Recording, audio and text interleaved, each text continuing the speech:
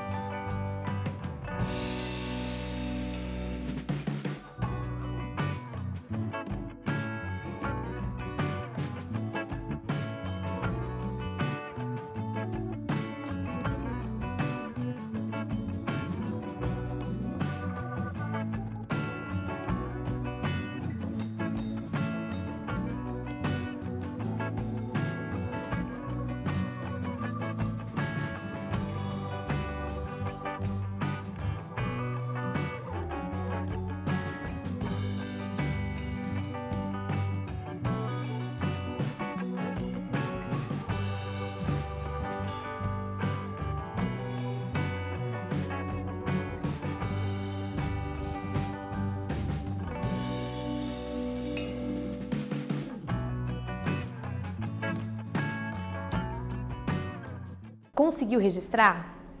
Tem que registrar, gente, porque se você só fica pensando na tua cabeça, você não consegue, de repente, ligar uma informação na outra. Então, por isso a importância de você registrar, de você pegar uma caneta, pegar um lápis e escrever essas informações, tá bom? Não adianta só ficar pensando, divagando na mente. Tem gente que tem habilidade, mas a maioria de nós, meros mortais, precisamos registrar, tá bom? Então, olha lá, a gente vê a pergunta, pega as informações, entende o que significa cada palavrinha e daí volta para o problema para poder entender. Então, ele está dizendo que esse retângulo, a medida do lado maior é o quádruplo do lado menor. Então, eu preciso escrever isso de alguma forma. Como que eu vou escrever isso? Quando você não sabe quem é determinada informação, determinado número, o que você faz? Você usa uma letra, né? As pessoas ficam perguntando, por que colocar letra? Porque eu não conheço quem é a princípio esse número. Então, eu uso a letra para facilitar a minha vida. Então, olha lá, ó. Se chamarmos o lado menor de x, então eu vou escolher uma letra. Vocês sabem que a gente gosta muito de x, né? A gente é apaixonado por x. Mas se quiser usar M, A, B, a letra que você quiser, tá bom? Então, eu vou chamar o lado menor de x. Ele diz que o lado maior é o quádruplo do lado menor, tá bom? O quádruplo é 4 vezes. Então, ó, se o lado menor é x, o lado maior vai ser 4 vezes x, tá bom? E por que eu preciso dessas informações? Porque ele me deu a área. Então, se ele me deu a área, como é que eu calculo? Base vezes altura. Então, eu preciso multiplicar uma medida pela outra. Então, eu preciso ter essas informações escritas de alguma forma. Então, olha aqui, ó. Se a área é base vezes altura, a área ele me deu. Então, eu substituo a área no lugar dela. Normalmente, eles pedem a área, né? Nesse exercício foi dado, é o contrário. Ele deu. A base qual é? É um dos lados, 4x. E o outro, a altura, x. Professor, e se eu desenhar esse retângulo assim, na vertical, pode ser? Pode. O lado menor seria uma letra que você escolhe e o lado maior, 4 vezes essa letra. E na hora de você multiplicar aqui, vai ficar x vezes, x, a letra que você escolheu, né? Mas vai ficar a letra vezes 4 vezes essa letra. Como a multiplicação tem a propriedade comutativa, você pode trocar eles de lugar, vai dar a mesma coisa. Tá bom? Entendido? Então, olha lá, 4 vezes 1, 4, x vezes x, x ao quadrado. Cheguei nesta informação aqui. Lembrando que o que ele está pedindo? As medidas desse retângulo. Então, se eu conseguir determinar quem é x, eu determino as duas medidas, tá bom? Então, olha lá, vou colocar todos eles no primeiro membro. Por quê? Porque é muito interessante quando nós temos um zero no segundo membro, muito importante. Então, olha aqui, eu tenho dois termos. É um binômio. Então, vamos verificar se existe a raiz quadrada de cada um deles. Por quê? Porque daí eu extraio a raiz e já fatoro, ok? Então, vamos pensar, como que eu faço isso? Extraindo a raiz quadrada. Vamos ver se existe a raiz quadrada exata ali, tá bom? Então, ó, raiz quadrada de 4x. Você tira a raiz quadrada tanto do número quanto da letra. Raiz quadrada de 4, 2, x ao quadrado, x. Raiz quadrada de 256. Tem que pensar um pouquinho, né? É um número maior que 100 dentro da raiz, então a resposta é um número maior que 10. Termina em 6. Então teria que ser o quê? Teria que ser 16 ou 14, porque 4 vezes 4 também termina em 6. Então, se fosse para você chutar, você ia lá no seu caderno e faria 14 vezes 14 e 16 vezes 16. Um dos dois tem que dar.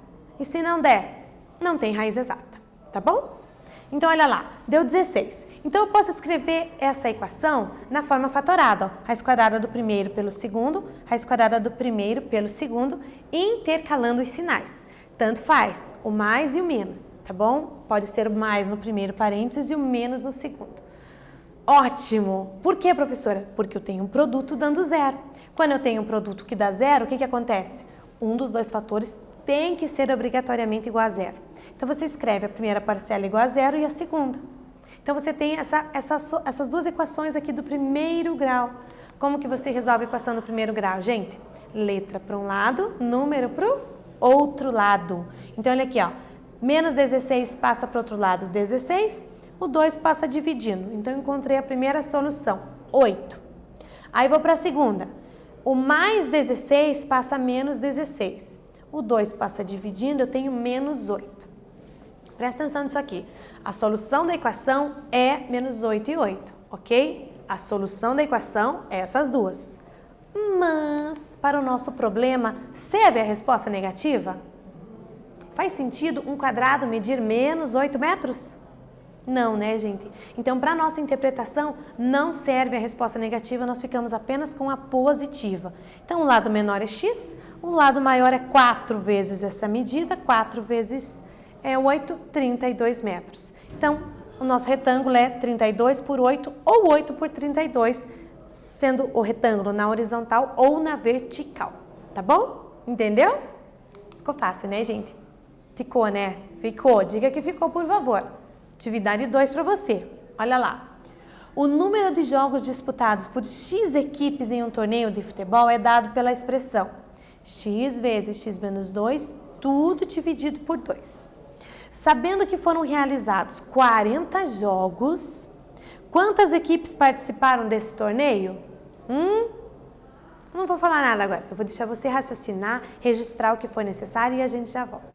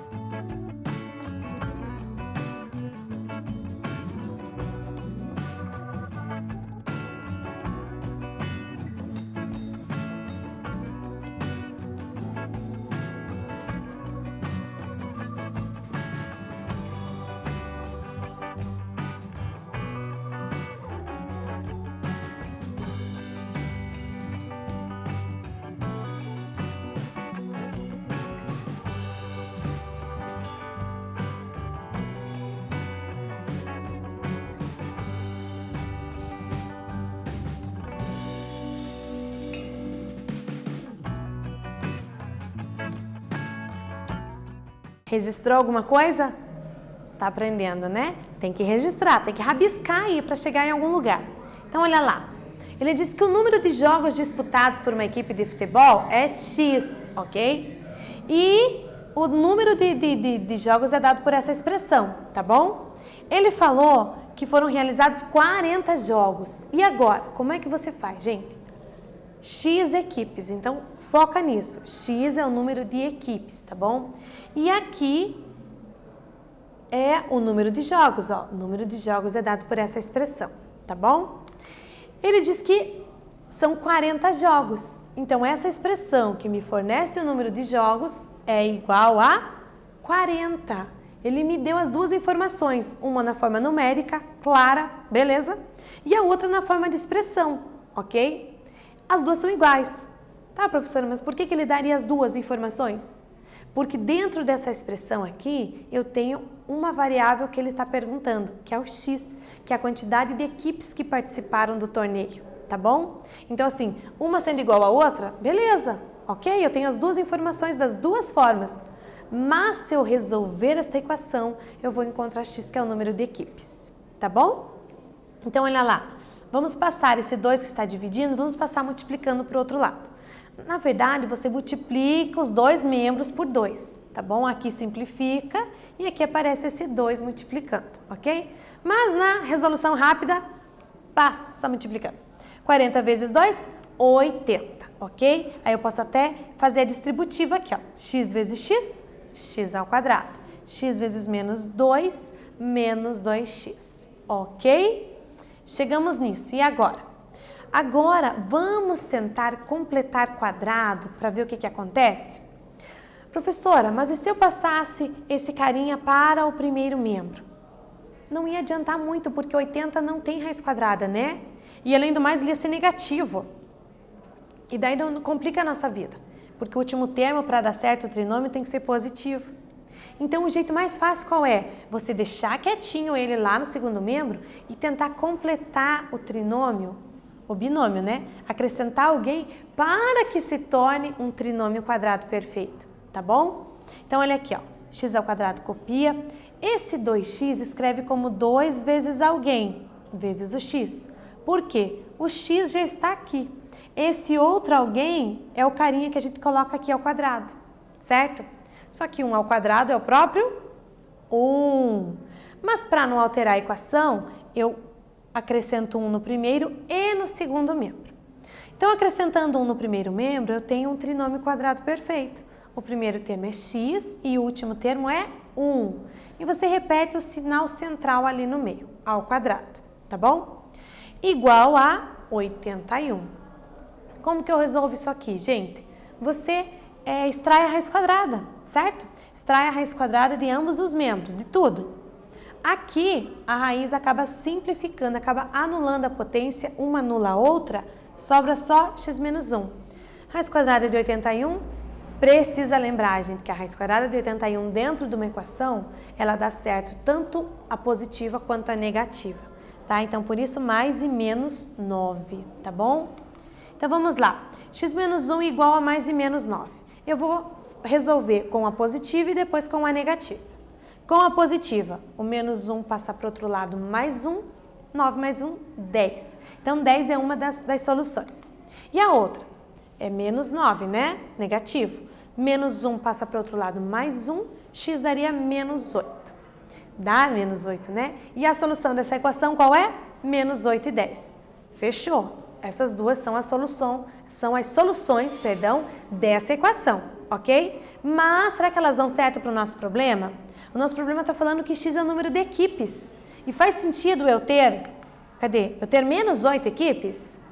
Não, né, gente? Então, para a nossa contextualização aqui, a negativa não faz sentido e nós ficamos apenas com a positiva.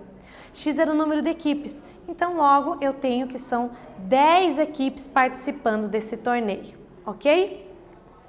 Conseguimos solucionar através da resolução de equação do segundo grau usando a fatoração. Interessante, né, gente? Bem legal. E não existe só essa forma de resolver, tá? Deixa eu te contar que existem outras. Para o momento, nós vamos ficar com essa, tá bom? Então, o que vimos hoje? A fatoração para resolver equações. Usamos principalmente a diferença de dois quadrados e trinômio quadrado perfeito, onde a gente fez aparecer por mágica um trinômio ali, somando o que a gente precisava. Tá bom? Espero que vocês tenham entendido, que vocês tenham compreendido essa aula. Dá uma revisada, tenta fazer sozinho e a gente se vê na próxima aula, tá bom? Até mais, galera!